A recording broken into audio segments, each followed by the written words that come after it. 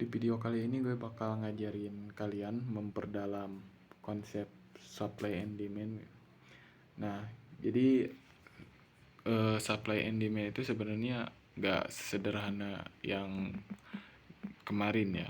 Sebenarnya lumayan dalam gitu konsep SND itu. Nah, jadi gini ya. Kemarin itu kan kita udah belajar nentuin supply and demand-nya ya. Nah, ini demand area yang kayak gini supply.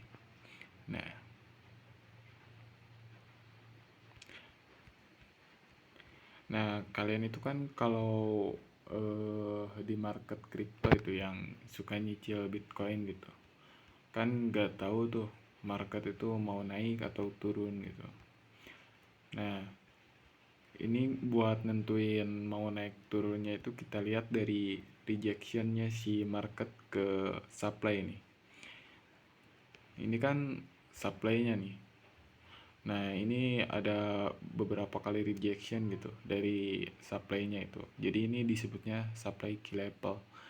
Jadi semakin banyak pantulan harga di sini itu namanya rejection, itu pantulan harga. Semakin sering mantul dari supply ini, berarti supply ini kuat, disebutnya key level. Karena supply ini kuat, ini bisa potensi ada penurunan. Karena supply ini kuat. Tapi ketika di break, berarti ini trennya kuat dan ada kemungkinan ini kencang gitu naiknya kalau dia berhasil di break. Nah, demand juga sama gitu.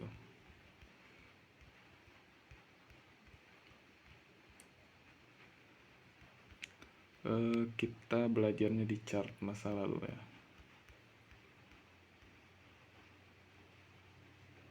Nah, ini kan ada demand area nih di sini nih. Nah, demand area nih tuh beberapa kali pantulan tuh.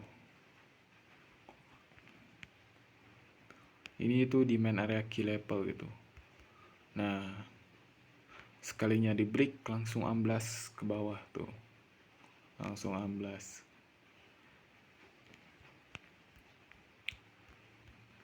Nah, terus gimana nentuin valid breaknya itu yang valid kayak gimana gitu. Nah, nentuin yang valid break itu yang udah kayak gini nih, udah break body candle ini kayak gini di area ini, udah ngelewatin area kotak ini nih, kotak area ini nih. Kalau udah gini body break udah pasti turun. Tapi kadang ada yang kayak gini juga nih, pack break. Nah, ini juga hati-hati. Biasanya kalau yang kayak gini pack breakout ini ngikutin SNR gitu, bukan SND. Tapi ini nanti di materi berikutnya.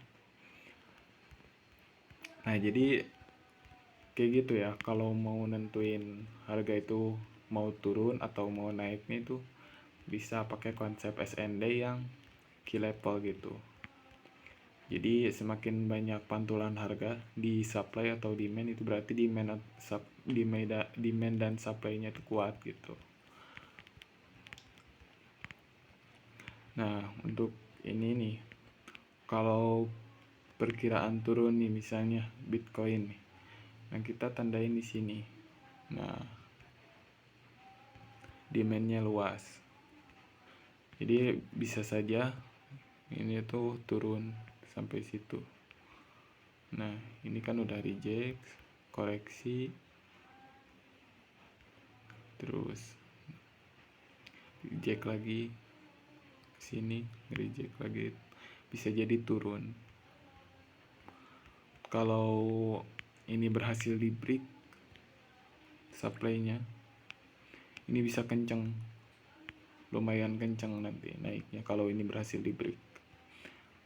Tapi karena ini supply-nya kuat gitu, jadi ada kemungkinan koreksi gitu. Ya, kurang lebih kayak gitulah cara nentuin demand dan supply yang kuat kayak gitu. Dan kalau misal nanya, Bang ajarin SNR, eh mending pahamin dulu lah konsep supply and demand yang ini. Soalnya supply and demand itu gak sesederhana yang dipikirkan gitu.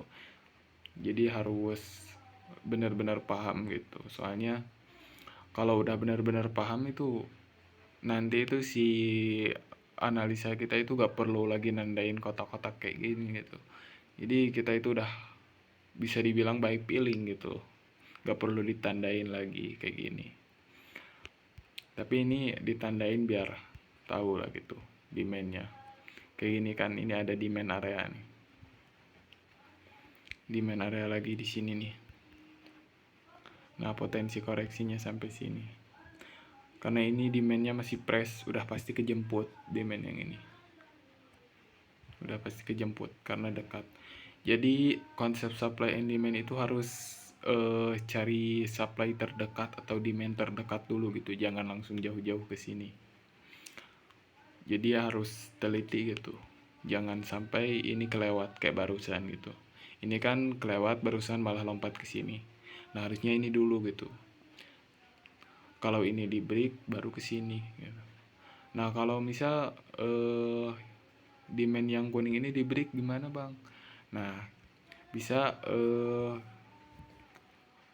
kita pindah time frame ke time frame besar daily. Nah kita cari di sini. Di sini ada SNR ya. Di time frame besar rata-rata pakai SNR ya. Soalnya ya bisa juga sih pakai konsep supply and demand. Kita lihat di garis ini. Kita pindah ke time frame kecil. Pasti ada demand area di sini. Nah kan udah ketemu. Nah ini demand areanya nih, kecil demand areanya tuh.